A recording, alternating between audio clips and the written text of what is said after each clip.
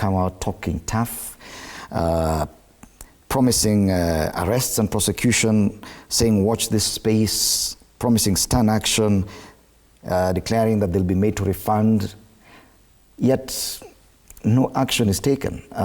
He said the same thing about MPs 2 weeks ago. They said that those involved in corruption will be arrested. Nothing has happened till now. Is this simply not hot air, talking tough and not acting?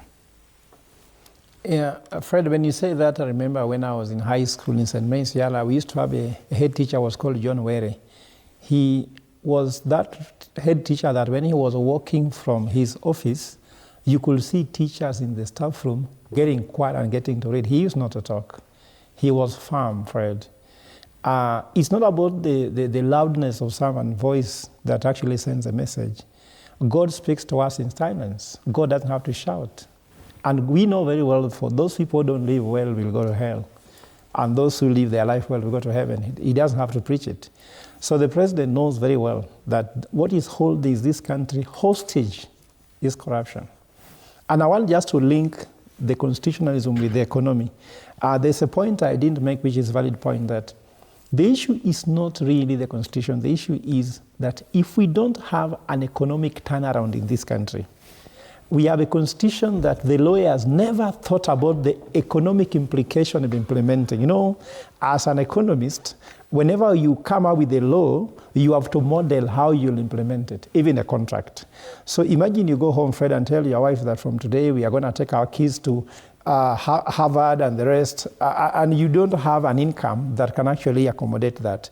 So that is why we missed it. Now, on the corruption thing, Fred, the problem we have is where did we miss the boat?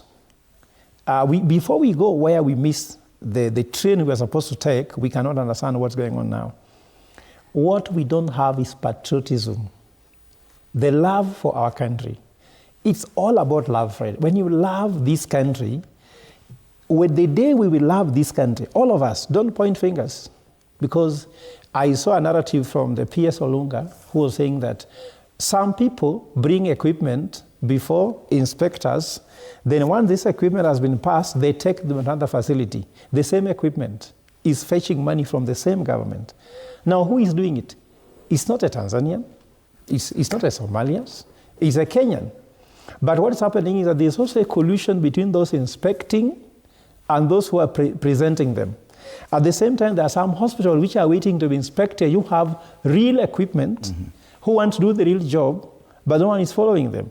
So Fred, without solving the patriotic idea, without curing the issue of inequality, we can't solve. That's how I've always maintained. In Kenya, Kabila ni mbili. Looters and the looted. Right. So where do you belong? And when we are going to talk about leadership in 2027, we need to evolve from electing looters and start electing people who know the pain of looting. For President William Ruto to make such declarations and fail to take action, it will be very costly for him even politically, because these are some of his flagship projects.